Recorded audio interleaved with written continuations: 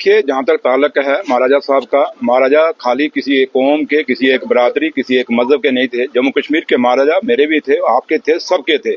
और महाराजा साहब के लिए हमारे दिल में, मेरे दिल में और सबके दिलों में बहुत जगह है। और जो मेरी स्टेटमेंट है उसको तोड़ मरोड़ के कुछ लोग अपनी टीआरपी बढ़ाने के लिए और अपनी खबरें चलाने के लिए, और जिनको कोई देखता नहीं, जिनका कोई व्यूअर नहीं, उसको व्यूअरशिप को बढ़ाने के लिए ये स्टेटमेंट है तोड़ के मेरी स्टेटमेंट को तोड़ के बताया जा रहा है। जहां तक महाराजा साहब का ताल्लुक है, कल उमर साहब ने असेंबली के अंदर बिल्कुल क्लियर कर दिया है कि महाराजा साहब का क्या रोल था, 13 जुलाई का क्या हुआ था, उसके बाद महाराजा साहब ने क्या किया, सब कुछ उन्होंने अपना एक पूरा अपने भाषण में समेट दिया।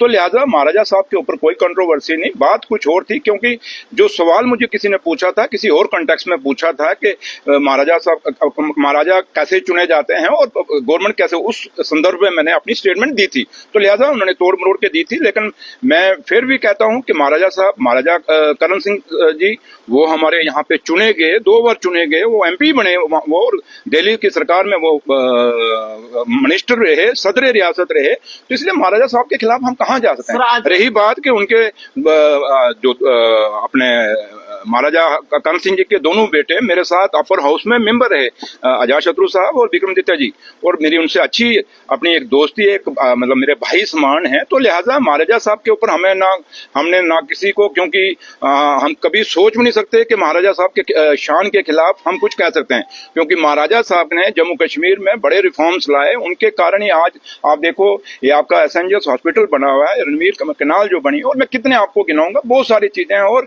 इसलिए मैं, जहां तक ताल्लुक है, अगर किसी को मेरी ये जो तोड़ मोड़ के अगर उससे कुछ होता है तो मुझे बड़ी खेद है कि किसी ने अगर लोगों के दिल को दुखाया है। तो उसके लिए मुझे भी महसूस हुआ कि लोगों के दिल को चंद लोगों ने अपनी टीआरपी के लिए नहीं दुखाना चाहिए।